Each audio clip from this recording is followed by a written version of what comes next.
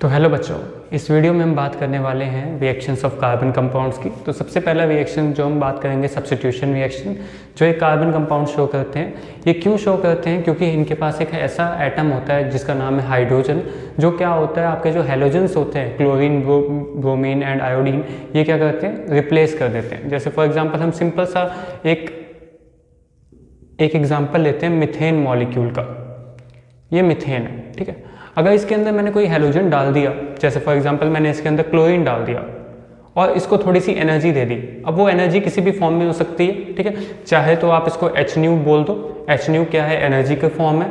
चाहे आप इसको सनलाइट बोल दो, तो दोनों क्या है? फॉर्म ऑफ एनर्जी है। जैसे ही आपने इसको एनर्जी दी तो ये क्लोरीन मॉलिक्यूल्स क्या होते हैं? यहाँ से टूटते हैं और इस हाइड्रोजन को क्या करते हैं? सब्स्टिट्यूट कर देते हैं, मतलब उसकी जगह ले लेगा।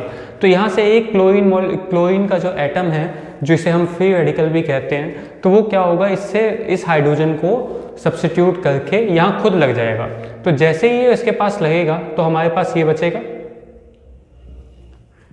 इसको बोलते हैं क्लोरोमिथेन। एक बार क्लोरीन लग गया तो इसको बोलेंगे क्लोरोमिथेन प्लस HCl, आपको एक बाई प्रोडक्ट मिल गया। अब देखो ये रिएक्शन यहाँ पे रुकेगा नहीं, क्यों? क्योंकि अभी भी इस प्रोडक्ट के अंदर हाइड्रोजन बचे हुए हैं। तो जब तक इस प्रोडक्ट के अंदर हाइड्रोजन बचते रहेंगे तब तक ये रिएक्शन चलता रहेगा। तो अब देखो ये दोबारा जो क्लोरोमिथेन है ये दोबारा रिएक्ट करेगा। ये जो आपका क्लोरोमिथेन है ये दोबारा रिएक्ट करेगा, दोबारा क्लोरीन के साथ रिएक्ट करेगा, ठीक है। दोबारा सेम रिएक्टेंट। अब क्या होगा? दूसरा क्लोरीन मॉलिक्यूल इसको नहीं छेड़ेगा, वो क्या करेगा? दूसरे हाइड्रोजन को क्या करेगा? सब्स्टिट्यूट करेगा। तो हमें जो दूसरा प्रोडक्ट मिलेगा वो क्या मिल जाएगा? डाइक्लोरोमिथेन। यहां दो क्लोरीन लग गए और एक HCl मॉलिक्यूल दोबारा से बाहर निकला। रिएक्शन अभी भी नहीं रुकेगा क्योंकि अभी भी दो हाइड्रोजन बचे हुए हैं। तो इस क्लोरीन मॉलिक्यूल को हाइड्रोजन बड़ा पसंद है, तो वो जब तक इसको हाइड्रोजन देखेगा आपके मिथेन मॉलिक्यूल के पास, मतलब जब तक सारे हाइड्रोजन खत्म नहीं हो जाएंगे तब तक वो क्या करेगा? रिएक्शन करता रहेगा। यहाँ पे Cl है, यहाँ पे हाइड्रोजन, यहाँ पे Cl प्लस दोबारा से क्लोरीन मॉलिक्यूल आया, ठीक है। तो दोबारा से क्या होगा? एक क्लोरीन मॉलिक्यूल और अटैच हो जाएगा। ये क्या बन जाएगा? CHCl3। इसको CHCl3 भी लिखते हैं, प्लस HCl। अभी भी एक हाइड्रोजन बचा हुआ है इस प्रोडक्ट में। दोबारा से क्या होगा? रिएक्शन होगा।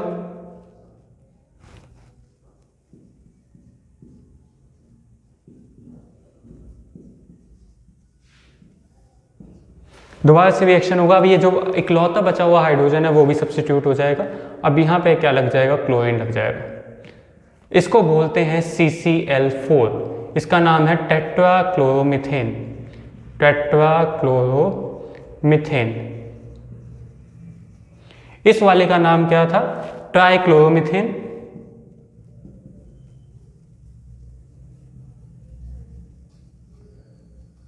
इस वाले का नाम क्या था? डाइक्लोरोमिथेन, क्योंकि दो क्लोरीन है, डाइक्लोरोमिथेन। और इस वाले का नाम क्या है? क्लोरोमिथेन, क्योंकि एक ही क्लोरीन ग्रुप अटैच है एक कार्बन के साथ। तो ये है सब्स्टिट्यूशन रिएक्शन, जिसमें क्या होता है? एक सिंपल आपका जो हैलोजन है, अब इस क्लोरीन की जगह ब्रोमीन भी हो सकता है एंड आयोडीन भी हो सकता है, ठीक है। लेकिन 10th क्लास के अंदर सिर्फ क्लोरीन के रिएक्शंस हम पढ़ते हैं, और वो भी सिर्फ मिथेन के साथ। अगर कोई और एटम आएगा, जैसे ब्रोमीन होता है यहाँ पे क्लोरीन की जगह, तो वहाँ पे अब क्लोरीन की जगह क्या हो जाता? सिर्फ ब्रोमीन लग जाता। दोबारा से क्या होता है? जब तक हाइड्रोजन रिप्लेस नहीं हो पाते जब तक ब्रोमीन लगते रहते हैं। तो यहाँ पे ब्रोमीन लग जाएगा, यहाँ 2 ब्रोमीन लग जाएंगे, यहाँ 3 ब्रोमीन लग जाएंगे और यहाँ 4 ब्रोमीन लग जाएंगे। तो ये थे पहले रिएक्शन जो जिसे हम बोलते हैं सब्स्टिट्यूशन रिएक्शन।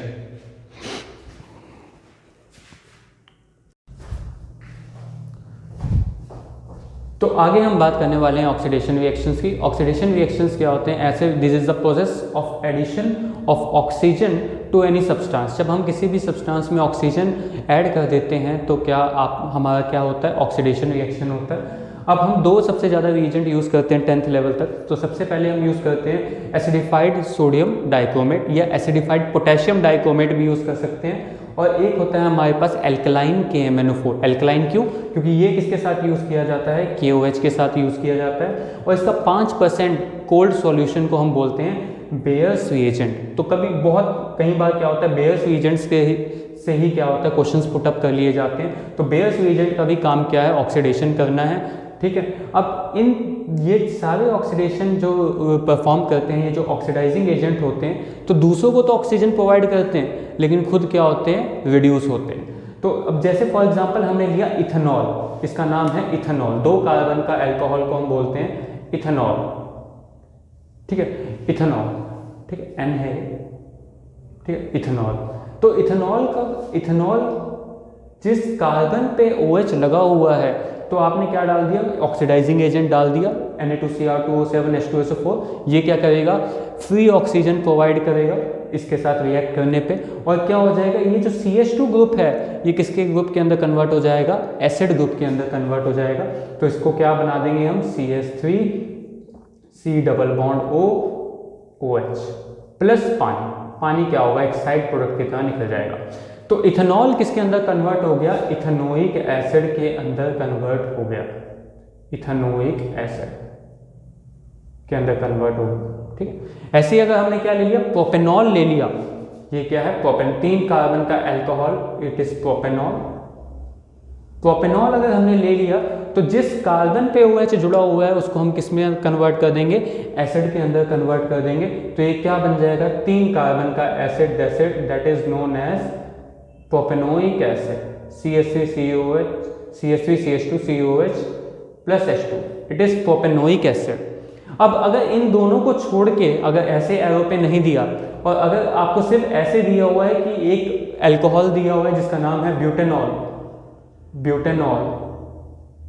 और ब्यूटेनॉल के ऊपर सिर्फ एक एरो पे लिखा हुआ है ब्रैकेट में ऑक्सीजन, इस सिंबल का भी मतलब है ऑक्सीडेशन, इस सिंबल का भी मतलब है ऑक्सीडेशन। तो इस रिएक्शन में क्या होगा? जिस कार्बन पे OH लगा है, उसको क्या कर दो? अल्कोहल को किस में कन्वर्ट कर दो?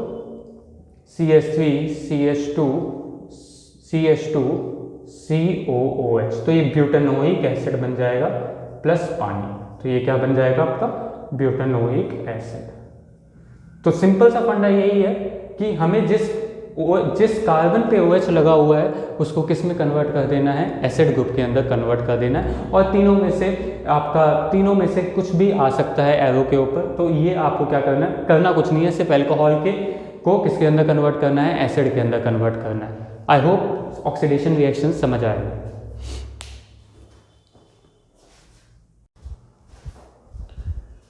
तो चलिए अब बात करते हैं एडिशन रिएक्शंस। एडिशन रिएक्शंस का मतलब क्या है कि हम किसी रिएजेंट को क्या कर रहे हैं? किसी अनसैचुरेटेड कंपाउंड में ऐड कर रहे हैं और उसको क्या कर रहे हैं? सैचुरेटेड कंपाउंड बना रहे हैं। जैसे for example it is the addition of reagent to unsaturated. Unsaturated का मतलब ये होता है कि आपकी इथीन और जो हो गए इथाइन, मतलब एल्कीन और आपके जो एल्काइन हो गए, वो आपके अनसैचुरेटेड कंपाउंड है। To form saturated compound, saturated compounds का मतलब क्या हो गया कि कार्बन कार्बन के बीच में कोई भी डबल बॉन्ड नहीं आएगा। जैसे फॉर एग्जाम्पल हमने क्या किया? हाइड्रोजन डाली और निकल कैटलिस्ट को डाला और इसको हीट किया 473 केल्विन टेम्परेचर पे। तो जैसे ही हमने इसको क्या किया, इस कैटलिस्ट के साथ हीट किया, निकल क्या है यहाँ पे? कैटलिस्ट की तरह काम करता है। जैसे ही हमने इसको हीट किया तो क्या होगा? ये जो कार्बन कार्बन डबल बॉन्ड है, ये कार्बन कार्बन सिंगल बॉन्ड के अंदर कन्वर्ट हो जाएगा और ये जो 2 हाइड्रोजन के एटम है, ये जाके यहाँ पे लग जाएंगे। जैसे फॉर एग्जाम्पल हमने क्या करना है? डबल बॉन्ड को सिंगल बॉन्ड में कन्वर्ट कर लेना है, ठीक है। और क्या करना है? बाकी किसी चीज़ को नहीं छेड़ना, बस यहाँ पे हमें क्या करना है? एडिशन करना है। यहाँ भी हाइड्रोजन ऐड करेंगे, यहाँ भी हाइड्रोजन, यहाँ भी हाइड्रोजन, यहाँ भी। तो 4 हाइड्रोजन पहले से थे, 2 हाइड्रोजन यहाँ से आएंगे, एक हम क्या करेंगे? एक कार्बन पे जोड़ देंगे, ठीक है। तो ये क्या होगा? आपका इथीन जो हो गया, ये आपका जो इथीन मॉलिक्यूल था, ये इथीन जो था वो इथेन के अंदर कन्वर्ट हो गया। It is converted to ethane which is saturated compound. ये एक सैचुरेटेड कंपाउंड है, इसके अंदर कार्बन कार्बन के अंदर कोई भी डबल बॉन्ड नहीं है। अब अगर आप इथाइन ले लेते, इसको एसिटाइलिन भी बोलते हैं, इसको इथाइन भी कहते हैं, इसको इथाइन भी कहते हैं, इसको एसिटाइलिन भी कहते हैं, ठीक है। तो अगर इसके अंदर अब देखो, एक डबल बॉन्ड को 2 हाइड्रोजन चाहिए, सिंगल बॉन्ड कन्वर्ट होने के लिए। तो 2 डबल बॉन्ड को कितने हाइड्रोजन चाहिए होंगे? 4। और मुझे पता है कि एक मॉलिक्यूल ऑफ हाइड्रोजन के अंदर कितने एटम मिलेंगे हाइड्रोजन के? 2। तो मुझे 2 मॉलिक्यूल, इसका मतलब 2 का मतलब यहाँ पे होता है 2 मोल, 2 मोल हाइड्रोजन चाहिए, जो क्या करेगा इस डबल बॉन्ड को, जो 2 डबल बॉन्ड है उसको सिंगल बॉन्ड के अंदर कन्वर्ट करने। तो होगा क्या, हमें दोबारा से कार्बन कार्बन को क्या करना है, एक सिंगल बॉन्ड के अंदर कन्वर्ट कर लेना है, और क्या करना है, जो हाइड्रोजन 4 हाइड्रोजन जोड़ने हैं दोनों साइड। तो मतलब एक साइड पे हम 2 हाइड्रोजन जोड़ेंगे, तभी क्या होगी, कार्बन की वैलेंसी भी कंप्लीट होगी। तो हमने क्या किया, एक हाइड्रोजन यहाँ जोड़ा, एक हाइड्रोजन यहाँ जोड़ा, एक हाइड्रोजन यहाँ जोड़ा, एक हाइड्रोजन यहाँ जोड़ा, एक हाइड्रोजन यहाँ और एक यहाँ। तो ये क्या हो गया आपका इथाइन मॉलिक्यूल भी क्या हो गया, इथेन के अंदर कन्वर्ट हो गया। लेकिन इसको कितने मोल हाइड्रोजन चाहिए? 2 मोल। इथीन को कितने मोल हाइड्रोजन चाहिए? सिर्फ 1 मोल हाइड्रोजन चाहिए। तो क्या होगा, इन रिएक्शंस को हम दूसरा ऑल्टरनेटिव नाम देते हैं रिडक्शन रिएक्शंस। इनको हम बोलते हैं रिडक्शन रिएक्शन, रिडक्शन रिएक्शन। अब एक और हमने रिएक्शन देखेंगे कि जब आप एल्कीन के अंदर Br2 डालते हो, इसको बोलते हैं ब्रोमीन वाटर।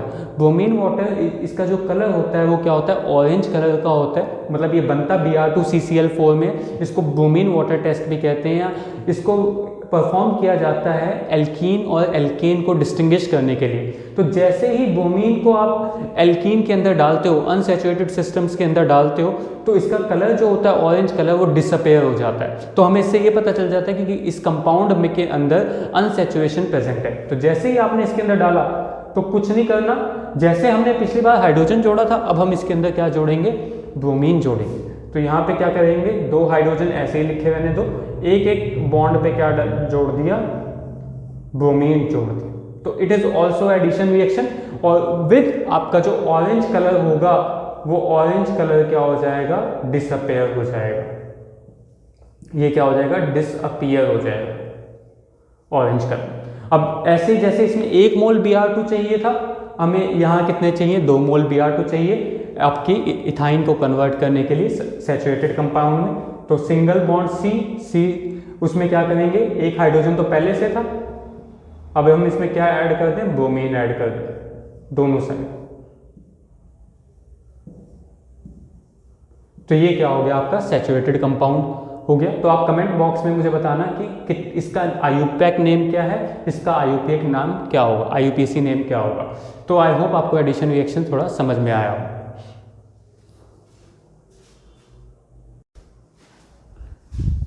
तो लास्ट टाइप के जो रिएक्शंस हैं हमारे, वो हैं कंबशन रिएक्शंस। कंबशन रिएक्शंस का मतलब ये कंबशन का मतलब है कि जब आप किसी भी कार्बन कंपाउंड या किसी सब्सटेंस को क्या करते हो, आप करते हो प्रेजेंस ऑफ ऑक्सीजन के अंदर उसको क्या किया जाता है, हीट किया जाता है। या वो जब कोई भी कार्बन कंपाउंड क्या करेगा, ऑक्सीजन की प्रेजेंस में क्या करेगा, बर्न करेगा, ठीक है, उसे कहेंगे कंबशन। तो जनरली हम कार्बन कंपाउंड्स में सिर्फ कार्बन कंपाउंड्स की ही कंबशन पढ़ते हैं। तो अगर जैसे कार्बन एंड ऑक्सीजन है, इसके पास तो हाइड्रोजन है ही नहीं, कार्बन किसी भी फॉर्म में, चाहे ग्रेफाइट की फॉर्म में हो, चाहे डायमंड की फॉर्म में हो, चाहे कोयले की फॉर्म में, अगर उसको जलाते हैं तो वो हमें क्या देता है, अगर सफिशिएंट एयर में अगर हम उसको जला रहे हैं, तो अभी ऑक्सीजन का मतलब यहाँ पे है कि वो सफिशिएंट एयर या ऑक्सीजन उसको अवेलेबल है, तो वो क्या देगा, CO2 देगा, प्लस आपको हीट देगा, और प्लस हमें क्या देगा, लाइट देगा। तो हीट और लाइट तो बाई प्रोडक्ट आने ही आने, कभी भी कोयला चलाओ तो हमें देखेंगे हीट भी मिलेगी और लाइट भी मिलेंगी, ठीक है।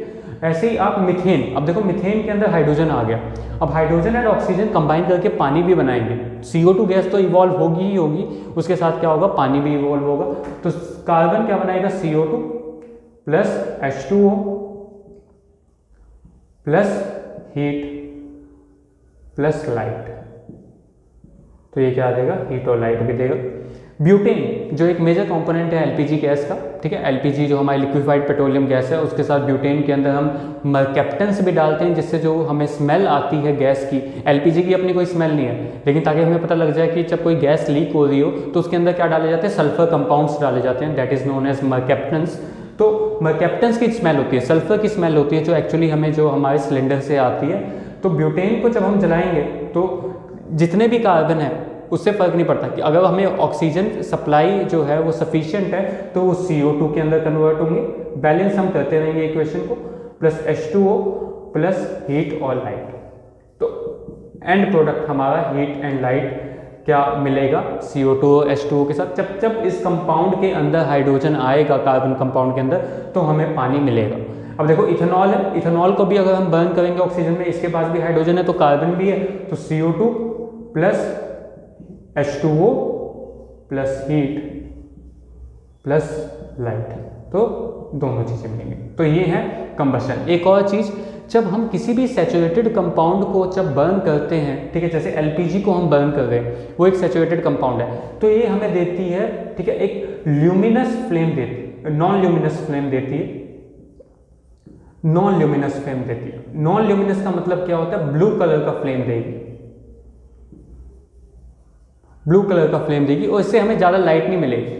तो जो अनसैचुरेटेड कंपाउंड्स होते हैं जैसे इथीन और इथाइन, तो उनको जब हम जलाते हैं तो हमें क्या मिलता है, कि येलो कलर का फ्लेम मिलता है। जैसे हमारी जो कैंडल है वो भी क्या होती है, हमें येलो कलर का फ्लेम देती है, उससे काफ़ी लाइट प्रोड्यूस होती है, तो उसे बोलते हैं ल्यूमिनस फ्लेम।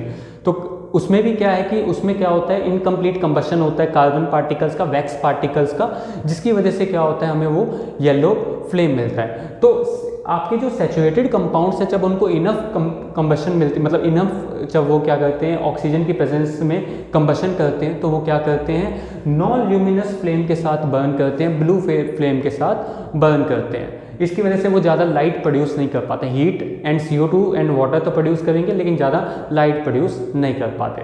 तो ये थे हमारे कंबशन रिएक्शन। आई होप आपको वीडियो पसंद आई हो। थैंक्स।